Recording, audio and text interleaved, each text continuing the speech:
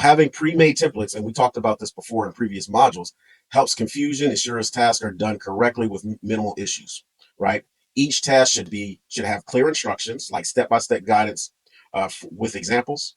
And an example of that would be like the checklist or the operating procedures. You want clear, concise instructions on how things are to be done, right? When there are, and also when they're going to be done. So that goes into deadline or frequency. You want to let them know, okay, with these assignments, you want to know, okay, when is it due? Daily, weekly, or on a specific date. And you need to make that abundantly clear so there's no confusion. And what the expected outcome is. You want them to know what the expectation is, what it's supposed to look like, what is your standard in once this job is complete. Okay, the task is going to be sort emails into priority folders and flag urgent ones, right?